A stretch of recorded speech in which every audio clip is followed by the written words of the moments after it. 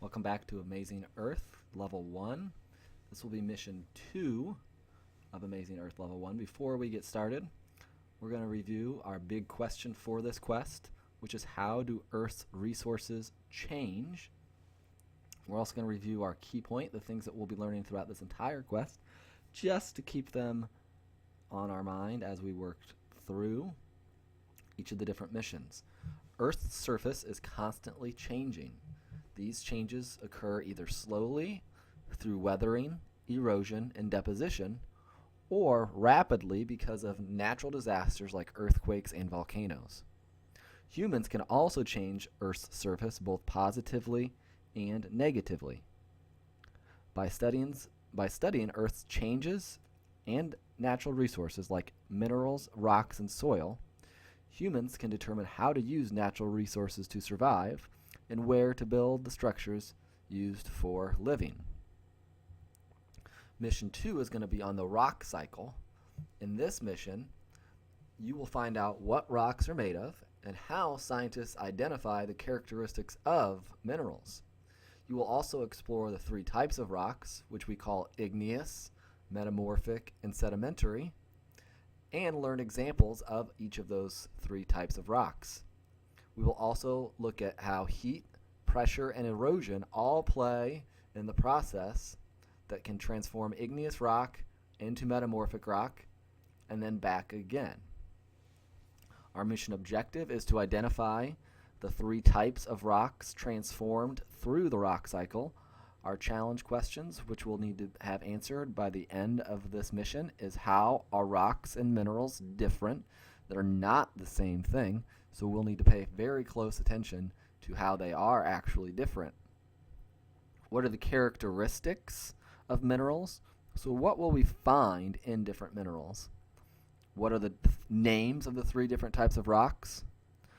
And what is the difference between intrusive and extrusive igneous rocks? Before we get started, we are going to watch a video to preview what we'll be learning during this mission.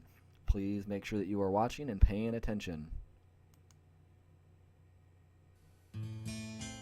Identifying minerals is challenging because there are so many kinds. Geologists try to figure out what they have by testing physical properties. Physical properties include such things as color, hardness, luster, density, and other features that make a mineral look the way it looks and do the things it does. Color is an easy place to start. Sulfur is yellow and azurite blue. But color is usually not enough. Quartz, Earth's most common mineral, can be many colors. However, quartz is harder than most minerals. It resists scratching even with a knife. Geologists can compare any mineral's hardness to Mohs scale. Mohs scale ranks 10 common minerals from the softest, talc, to the hardest, diamond.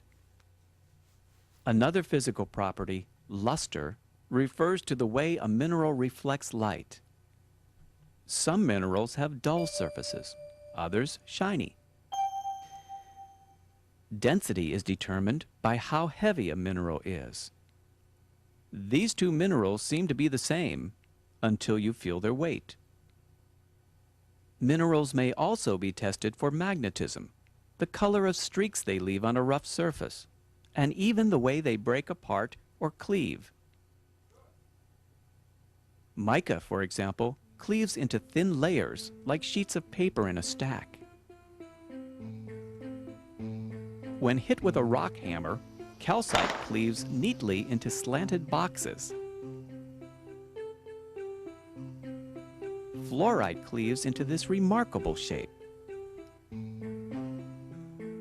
Testing each physical property, such as cleavage, hardness, and color, takes the geologist one step closer to identification. Geologists continue testing physical properties until a mineral is identified.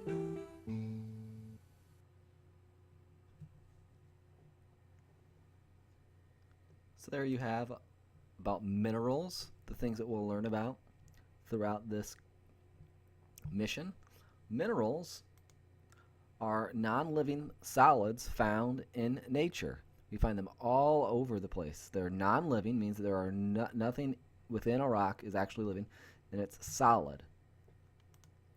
Each mineral has a crystal that are a particular shape, and that's one way that we use to identify minerals. Rock forming minerals make up rocks. So that means that there are certain types of minerals that help make rocks, and those are the minerals that we will find as we examine rocks. Scientists have identified about 3,000 minerals, and that's kind of problematic because many minerals look the same and share some of the characteristics. Because of this, scientists need to perform tests on a mineral's characteristics to identify it. If they all look the same, they don't know what's the difference between the different minerals. So they have to perform these tests to identify what the minerals actually are. And they do this test by looking for these different things: color, luster, the way its surface reflects light, so kind of like you can think of luster as like a reflection; cleavage, or its ability to split along a flat surface; hardness, which is a mineral's ability to scratch another mineral. Mohs scale is what we use to measure a mineral's hardness. It goes from 0 to 10, with the diamond being the hardest mineral. And then we have streak, the color of powder that a mineral leaves when it is scratched. So if you scratch a mineral, it leaves a powder, and that's another way that scientists identify minerals. That is a little bit about minerals. Now we're going to watch a video on the rock cycle, which is the second part of this mission.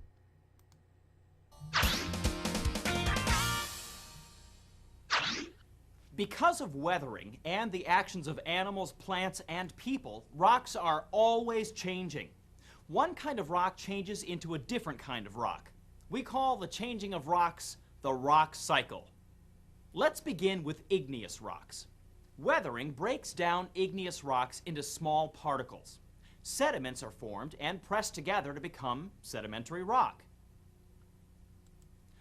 Some igneous rocks are buried deep inside the earth, where heat and pressure change the rocks to metamorphic rocks. Sedimentary and metamorphic rocks are also changed by weathering. Sedimentary and metamorphic rocks buried deep inside the earth can change to igneous rocks or to other metamorphic rocks because of heat and pressure. There are lots of things that can affect the cycles of changes in rocks and soil. Wind, temperature, water, ice, and glaciers all cause the changes. It's the reason that landscapes all over the world look so different. It's the reason some places are mountainous and other places are deserts. Why some places are great for growing crops in rich soil and other areas are rich in trees and woodlands. When you think about it, the rocks, minerals, and soil found in any one place on Earth can tell the story of that place. If rocks could talk, what kind of story would they tell? I found this rock in a river valley.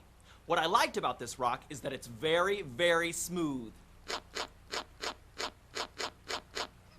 What kind of story would this rock tell? What? Well, perhaps it would say that over thousands and thousands of years, deep river waters flowed over it, carving out a deeper and deeper valley while smoothing its once rough edges.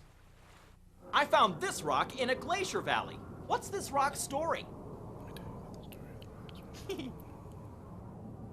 Well, if this rock could talk, it would talk about the frigid temperatures and the incredible amount of pressure it endured under thousands of feet of ice. It would talk about the scratches on its surface as it was scraped and worn down over thousands of years and finally left to settle in a glacier valley. This is a rock I found on a trip to the islands of Hawaii. It's an igneous rock. If this rock could speak, it would tell of the incredible heat beneath the surface of the earth and how one day it exploded up through a crack in the earth and flew hundreds of feet in the air. When it landed, it became part of a flowing sea of burning magma. But as it slowed down and began to cool, it changed from a hot, burning liquid to a black solid rock. This is a rock I found while hiking one of the desert plateaus in America's West. This rock would tell quite a different story.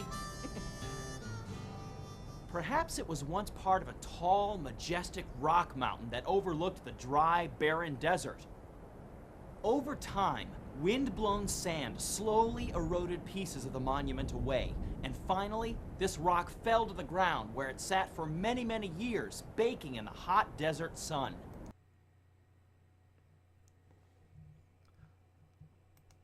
Rocks are made up of one or more minerals. One of your challenge questions is how are rocks and minerals different? So be paying attention here now. How are rocks and minerals different? And that's because rocks are made up of minerals, where minerals have a lot of different crystals in them. Rocks are made up of different colors because they may contain more than one mineral. You look at rocks and they're not usually the same color all throughout, and that's because they are made up of more than one type of mineral. Some rocks are actually made up of minerals and other materials as well. So like sand and some pebbles are also part of some rocks. Let's talk about the rock cycle. The rock cycle is the Earth's process of changing one type of rock into another type of rock. The rock cycle is the Earth's process of changing one type of rock into another type of rock. So what you should get out of that is rock doesn't stay the same throughout its life. In fact, rocks will tell a story. Did you know that almost all of the rock today that we have on Earth is made up of the same stuff as the rocks that dinosaurs and other ancient life forms walked, crawled, and swam over? So the rock that's been on Earth has been on Earth for a very long time. While the stuff that rocks are made of has stayed the same, the rocks themselves have not. And that's because over time, rocks are recycled or transformed into other types of rock through the rock cycle. Igneous rock might transform to sedimentary rock, and sedimentary rock might transform into metamorphic rock, and metamorphic rock then can go back to igneous. It's a cycle. You see how it's a cycle. These are always being recycled. Three types of rocks. We have igneous rock, which is formed from molten rock that has come from outside of it comes from the inside of a volcano, and it's cooled and hardened after it exits that volcano. Sedimentary rock is formed from material that has settled into layers and then hardened. Metamorphic rock is a rock that has been changed by heat and pressure. We're going to examine and look more closely at all three types of these rocks, but those are just the definitions of the three. There you can see a picture that's also in your notes to show kind of how the rock cycle works, how it can go from igneous to metamorphic and from metamorphic to sedimentary and so on and so forth. Let's talk about igneous rock. Igneous rock is also known as the fire rock, and that's because it forms when magma cools and makes crystals. Magma is a hot liquid made up of melted minerals. When magma pours out onto Earth's surface, it is called lava. The minerals can form crystals when they cool. When that happens, we get igneous rock. Igneous rock can form underground, where the magma cools slowly, or igneous rock can also form above ground, where the magma cools quickly. It's because it's cooler outside of the Earth than it is inside the Earth. And we learned about that because of the layers of the Earth. The crystals grow together and form igneous rock. And there you see granite. Granite is a form of igneous rock. We have intrusive igneous rock. It's important to know that not all of igneous rock reaches Earth's surface. In fact, some stay inside Earth's surface. That's why it's called intrusive, because they stay inside Earth. Intrusive igneous rocks have large crystal structures because it takes longer for the magma to cool down inside the volcano because it's hotter in there than it is outside the Earth. Then we have extrusive igneous rock. Extrusive igneous rock is formed when the magma is cooled outside of the volcano. Extrusive, exit. It has exited the volcano. Remember that. That helps you remember. Intrusive, inside the volcano. Magma is cooled inside the volcano, whereas extrusive, it has exited the volcano, and that's where it does its cooling. The magma cools much more quickly outside of the volcano, which causes smaller crystals inside of the magma. Then we have metamorphic rock. Metamorphic rocks are rocks that have changed or morphed into another kind of rock. This happens because they were once igneous or sedimentary rocks. They changed because of heat or pressure from inside the earth. Marble is an example of metamorphic rock. Slate is another example of metamorphic rock. Then we have sedimentary. Sedimentary rocks are made from sediments, which are broken pieces of earth that settle at the bottom of bodies of water. They have eroded over time, and we'll talk about erosion here very shortly in a different mission. Over many years, more sediment will build up and build up and build up and develop layers. So sediment rock has layers. The new layers press the older layers together.